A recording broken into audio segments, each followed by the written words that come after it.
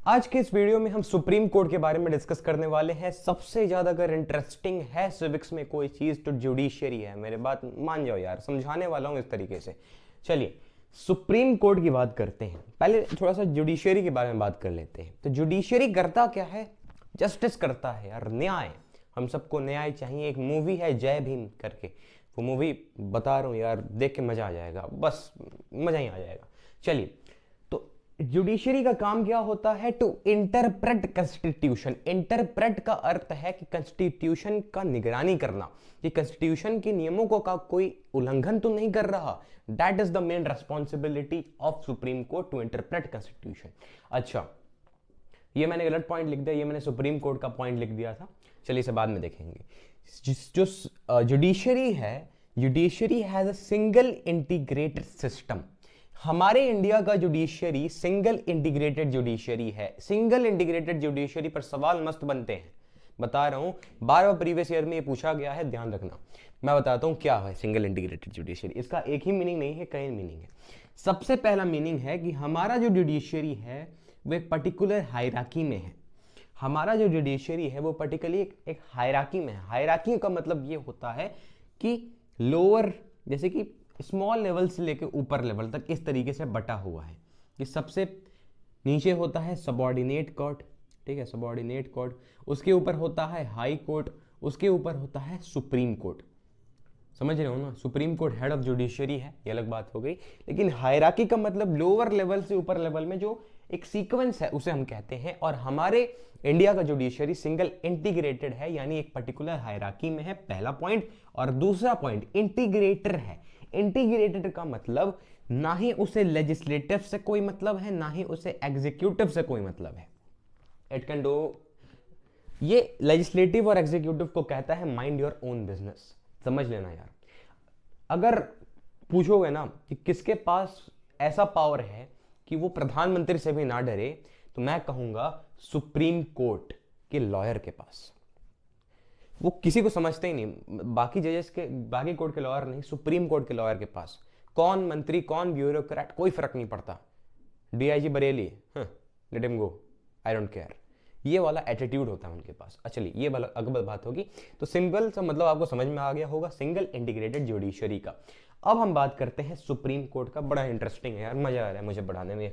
Supreme court का ही chapter एक है और जुडिशरी का, जिसमें असली इंटरेस्ट आता है। अगर आपने सुप्रीम कोर्ट समझ लिया तो आने वाला एक चैप्टर और खत्म हो गया। यानी हाई कोर्ट भी सुप्रीम कोर्ट से ही लिंक्ड है, काफी सिलेबस उसका रिड्यूस हो चुका है। सुप्रीम कोर्ट चलता कैसे है भाई? तो जजेस से चलता है कि नहीं? सुप्रीम कोर्ट को जजेस चला रहे होते हैं। जजेस कितने होते हैं सुप्रीम कोर्ट में? बहुत इंपॉर्टेंट, देयर आर 33 जजेस ऑफ सुप्रीम कोर्ट।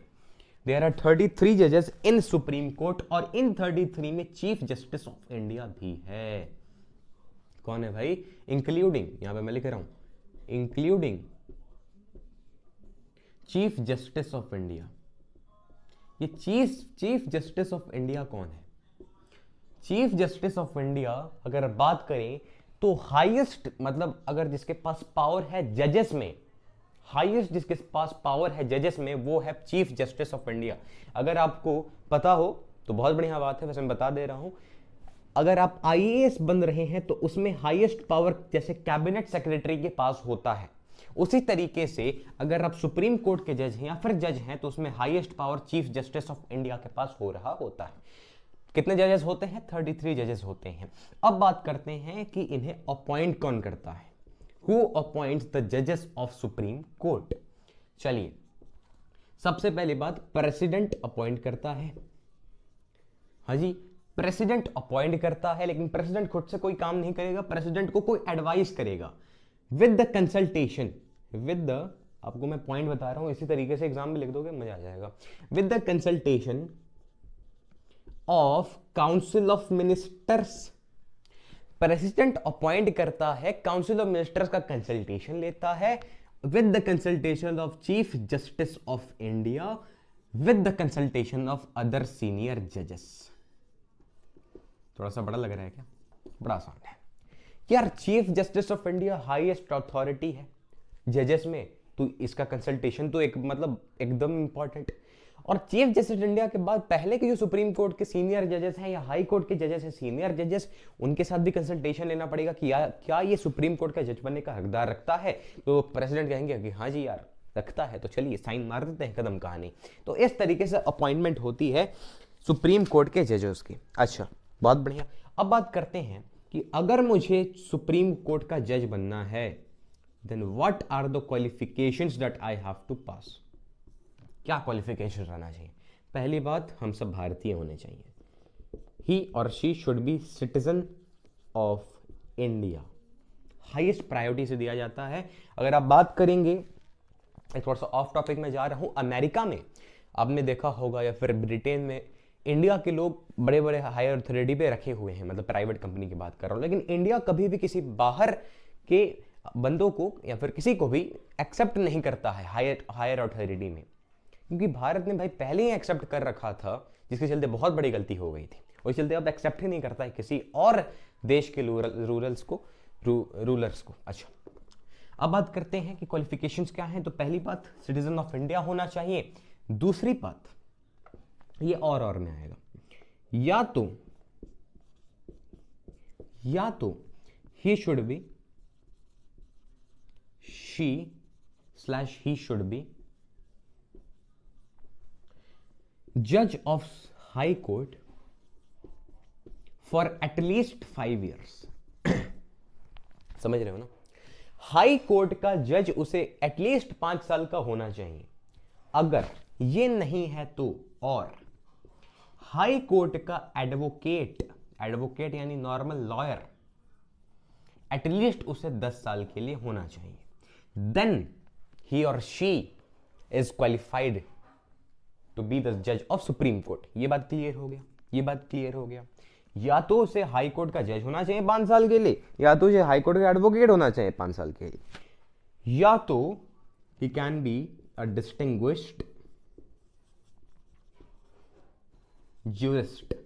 अब भाई डिस्टिंग्विश्ड ज्यूरिस्ट का मतलब क्या हुआ? डिस्टिंग्विश्ड ज्यूरिस्ट का मतलब, ज्यूरी मतलब मैं समझाता हूं आपको। रुस्तम मूवी देखा होगा आपने, तो रुस्तम मूवी में एक ज्यूरी मेंबर्स होते हैं। तो जो ज्यूरी मेंबर्स है ना, आपने याद करिए, तो ज्यूरी मेंबर्स से वो लिया जाता है, सलाह लिया जाता है। तो वो जो ज्यूरी मेंबर्स है ना, उसमें से प्रेसिडेंट देखेंगे कि यार ये ज्यूरी बड़ा बढ़िया डिसीजन ले रहा है यार।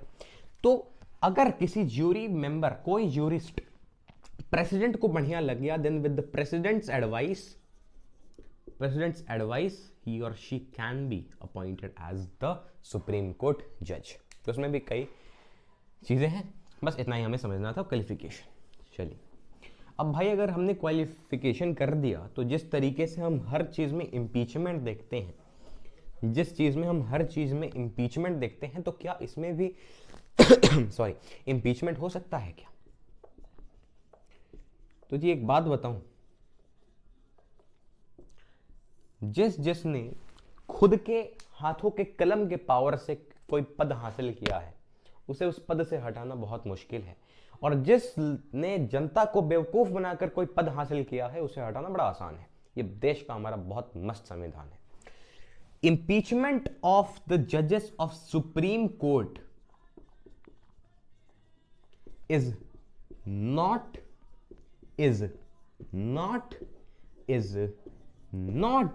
वेरी इजी, और से सिंपल। समझ गए? शायद इतना समझ में आ जाना चाहिए। ठीक है, सुप्रीम कोर्ट की जजेस को इंपीच करना, हटा देना बहुत बहुत कठिन काम है।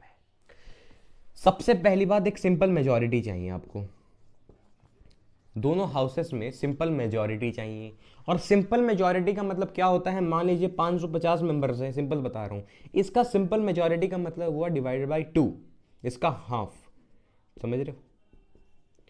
यानी 225 से ज्यादा लोग उस जज के खिलाफ होने चाहिए। एक बार इमेजिन करो, 225 अलग अलग लोग एक जज के खिलाफ होंगे, और अगर ये सिंपल मेजॉरिटी हो गया, तब 2/3 of the majority from the both houses has to be against a particular supreme court जज। 2/3 मेजॉरिटी, 2/3 का मतलब होता है 66%, यानी 550 का 66% जो लोग हैं, निकाल लेना, इसके बराबर ही आएगा, इससे ज्यादा आएगा सॉरी, वो उस पर्टिकुलर जज के जब अगेंस्ट होंगे, वो भी दोनों हाउसेस में, तब इंपीचमेंट का प्रोसेस इनिशियलाइज होगा, तब इंपीचमेंट का प्रोसेस शुरू होगा। और कब शुरू होगा, कब शुरू होगा मैं बता रहा हूं, कब शुरू होगा, व्हेन दिस प्रोसेस इनिशियलाइज्ड, जब प्रेसिडेंट के पास उस पर्टिकुलर जज के खिलाफ, उस पर्टिकुलर जज के अगेंस्ट प्रूव्ड कोई उसके हाथ में चीज होगा, एविडेंस। एक बात तो आप जानते होंगे, मूवीज में एविडेंस शब्द बहुत आप सुनते हैं, है कि नहीं। एविडेंस जो चीज है ना भाई, एविडेंस पे ही सारा खेला हो रहा है, और बिना एविडेंस के आप जज को हटा दोगे।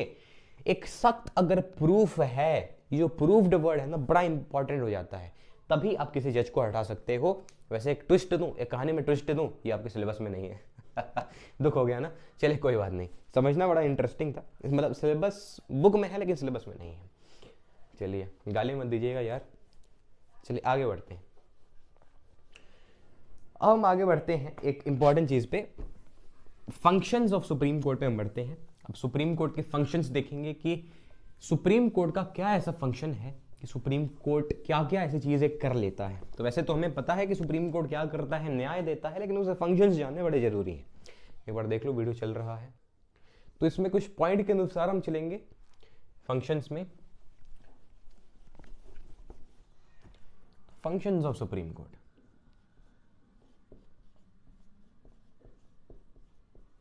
सबसे पहला फंक्शन है सुप्रीम कोर्ट का,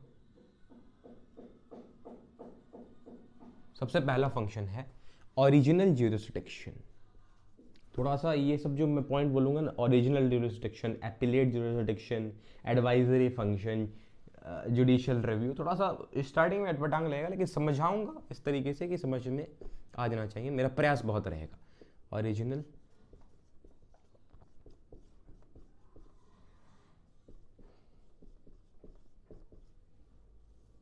ज्यूरिसडिक्शन, ओरिजिनल ज्यूरिसडिक्शन का मतलब क्या होगा। ओके, अगर मान लीजिए किसी एक स्टेट का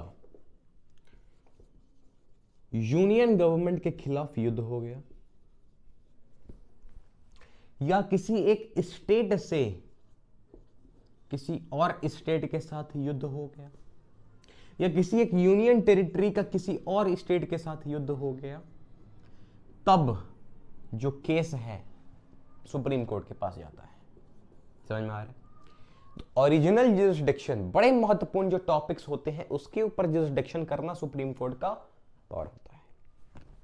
supreme court can issue Ritz, अच्छा रिट्स जान लो, बड़ा इंपॉर्टेंट है, एक बार समझ जाएंगे तो आगे अगर आप थोड़ा सा पढ़ेंगे तो आसान रहेगा। रिट्स मतलब मान लीजिए मेरा फंडामेंटल राइट है, एक पार्क है, ठीक है, एक पार्क है, बढ़िया सा पार्क है, काफी लोग उसमें जाते हैं, तो फंडामेंटल राइट है कि मैं किसी भी जगह जा सकता हूं यार, मेरा इच्छा। मैं इस पार्क में आया, मुझे उस पार्क से निष्कासित कर दिया गया, मुझे वहां से हटा दिया गया, यानी मेरा फंडामेंटल हक छीना गया। मैं चला जाऊंगा सुप्रीम कोर्ट के पास, मेरा ईगो हर्ट हो जाएगा भाई, मैं केस कर सकता हूं उस बंदा के खिलाफ अगर किसी ने मेरा फंडामेंटल राइट छीना। और उस टाइम जब कोई एक ऐसा केस आता है जिसमें फंडामेंटल राइट्स किसी से छीने जाते हैं, कि वो क्या पहन सकता है, क्या बोल सकता है, राइट ऑफ क्रिटिकल थिंकिंग, ये सारे freedom of speech, right to wear anything, ये सब चीजें जो हैं वो जब आएगा तो सुप्रीम कोर्ट एक ऑर्डर जारी करता है उसके खिलाफ, वो बंदे या फिर किसी के आदमी के खिलाफ जिसने फंडामेंटल राइट्स का उल्लंघन किया है, और उस ऑर्डर को कॉपी किताब से जो लिखा होता है उस ऑर्डर को हम राइट्स कहते हैं, रिट्स कहते हैं, ठीक है, समझ में आ गई बात। तो फंडामेंटल राइट्स अगर छीने जाएंगे तो सुप्रीम कोर्ट रिट्स जो है वो इशू कर सकता है। अच्छा, इशू कर सकता है। और क्या कर सकता है, मान लीजिए कोई केस हाई कोर्ट में फंसा हुआ है, कोई केस हाई कोर्ट में फंसा हुआ है, लेकिन उस केस का ज्यादा इंपॉर्टेंस है, तब मान लीजिए कोई एक ऐसा स्टेट है जहां का हाई कोर्ट बढ़िया काम नहीं करता और सुप्रीम कोर्ट को पता है यार ये केस उस हाई कोर्ट के बस की बात नहीं है, तब वो उस हाई कोर्ट से दूसरे हाई कोर्ट में उस केस को ट्रांसफर कर सकता है। मेरे शब्द याद रखना।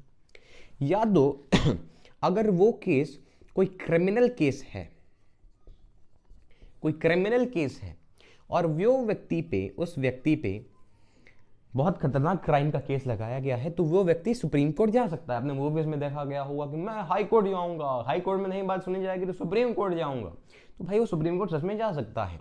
और सुप्रीम कोर्ट में मान लो हाई कोर्ट ने उसकी सजा 10 साल सुनाई थी, 10 साल सुनाई थी, और मान लीजिए सुप्रीम कोर्ट को पता चला कि नहीं इतना ज्यादा इसके गलती में बंदूक चल गया होगा इससे, तो वो हो सकता है तो उसका ऑर्डर बदल दे, 5 साल कर दे, या तो 10 साल है और अगर उसने कुछ गलत क्राइम किया है, ज्यादा गंदा क्राइम किया है, तो सुप्रीम कोर्ट उसे लाइफ इंप्रिजनमेंट भी डाल सकता है या तो उसे डेथ भी डाल सकता है। तो कुछ भी कंडीशंस आ सकते हैं।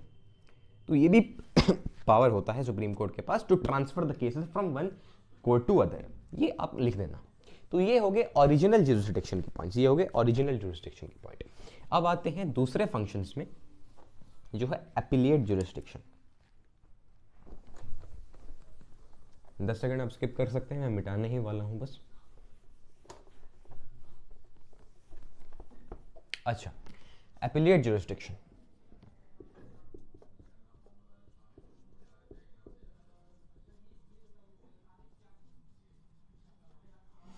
एपिलिएट ज्यूरिसडिक्शन क्या कहता है? एपिलिएट ज्यूरिसडिक्शन क्या कहता है?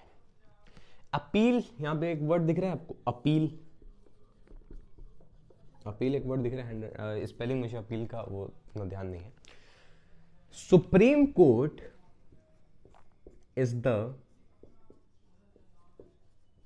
Highest court of appeal, highest court of appeal, ठीक है, डबल पी होगा। Supreme court is the highest court of appeal. अगर सुप्रीम कोर्ट ने कह दिया कि इस व्यक्ति को 10 साल की सजा मिलेगी तो मिलेगी, चाहे वो प्रधानमंत्री हो, चाहे वो राष्ट्रपति हो, चाहे वो गृह मंत्री हो, चाहे वो चीफ मिनिस्टर हो, किसी का कुछ पावर नहीं चलने वाला। अगर सुप्रीम कोर्ट ने कह दिया कि ये व्यक्ति गिल्टी नहीं है तो गिल्टी नहीं है। शायद you got the point. It's the highest court of appeal. लिख लेना अपने कॉपी में, गलती से अगर लिख रहे हैं आप तो supreme court is the highest court of appeal लिख लेना। अच्छा और इसमें भी पुराना वाला मैं जो एग्जांपल क्रिमिनल केस का किया था वो इस क्वेश्चन में सबसे ज्यादा बढ़ेगा कि अगर सुप्रीम कोर्ट चाहे तो क्रिमिनल केस को 10 साल से 5 साल कर सकता है, 5 साल से 1 साल कर सकता है, और अगर 10 साल है तो लाइफ इंप्रिजनमेंट भी कर सकता है। तो ये सुप्रीम कोर्ट के हाथ में है, वो क्या करेगा। चलिए अब बात करते हैं तीसरे टाइप के फंक्शन की, जो है एडवाइजरी फंक्शन। समझ रहे हो ना? एडवाइजरी, एडवाइजरी फंक्शन क्या है भाई? यानी प्रेसिडेंट को अगर किसी एक ऐसा केस आया है प्रेसिडेंट के हाथ में और प्रेसिडेंट को समझ में नहीं आ रहा है कि क्या करना चाहिए, तो प्रेसिडेंट सुप्रीम कोर्ट से एडवाइस ले सकते हैं। मुझे उतना ध्यान नहीं कि कैसा केस आना चाहिए, बट हाँ, president can take advice, president can take advice with the supreme court. और ऐसा बात नहीं कि सुप्रीम कोर्ट जो कहेगा वो प्रेसिडेंट को मानना पड़ेगा। यानी उनका जो सुप्रीम कोर्ट का जो बात होगा इट्स नॉट बाइंडिंग, वो कर भी सकते हैं, नहीं कर सकते हैं, लेकिन सुप्रीम कोर्ट एडवाइजरी का काम जरूर करता है। समझ में आ गया होगा आपको बात? तो supreme court performs the function of advisory function. तो president may seek an opinion on public importance, but supreme court's opinion is not binding to president. मान लीजिए कोई ऐसा केस है पब्लिक इंपॉर्टेंस है भाई, तो वो जाके पूछ सकते हैं उनसे। उसके बाद अब बात करते हैं जुडिशियल रिव्यू की।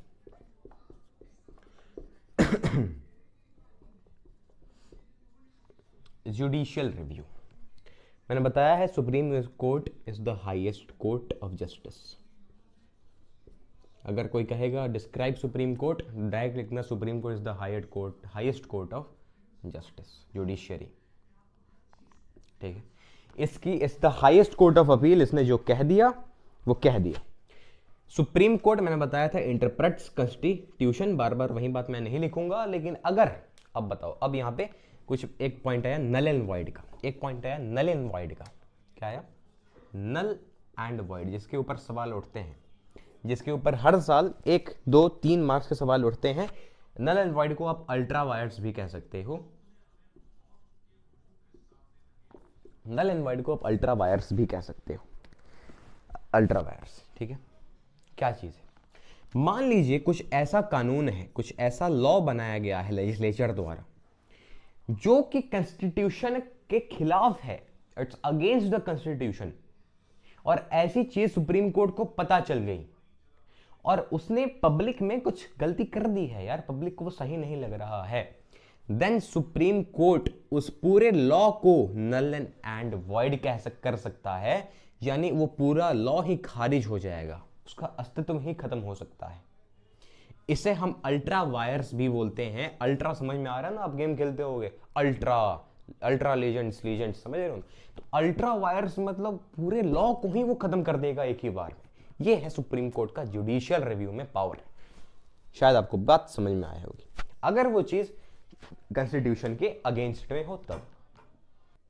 और आखिरी पावर सुप्रीम कोर्ट का आता है कोर्ट ऑफ रिकॉर्ड। जल्दी से खत्म करते हैं। आखिरी पावर सुप्रीम कोर्ट का आता है कोर्ट ऑफ रिकॉर्ड। समझ में आ रहा है इससे कुछ? Court of record, court of record क्या चीज है भाई?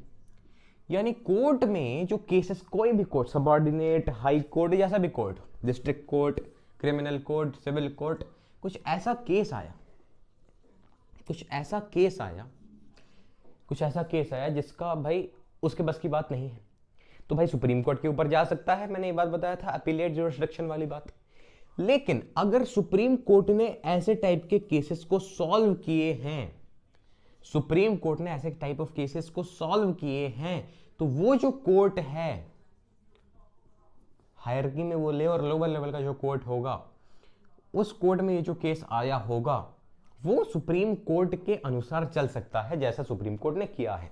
उसी लिए कोर्ट ऑफ रिकॉर्ड रखा जाता है। आपने ये पढ़ा होगा कि सारे फाइल्स बंद हैं, और आपने अगर मूवीज देखी है, जॉली LLB 2 वाले जो मूवी देखी, उसमें एक लिख रहा होता है, हरदम जज के नीचे एक बंदा बैठा होता है, वो हर चीज लिख रहा होता है, तो वहां वो होता है कोर्ट ऑफ रिकॉर्ड। यानी हर एक चीज, हर एक जो जुरिसडिक्शन हो रहा है, हर एक जो बात हो रही है किसी भी कोर्ट में, सुप्रीम कोर्ट में, सबऑर्डिनेट कोर्ट में, हाई कोर्ट में, उसको रिकॉर्ड किया जा रहा है, उसको एक रखा जा रहा है फाइल के अंदर की। उस टाइप का केस आया तो सुप्रीम कोर्ट ने क्या किया।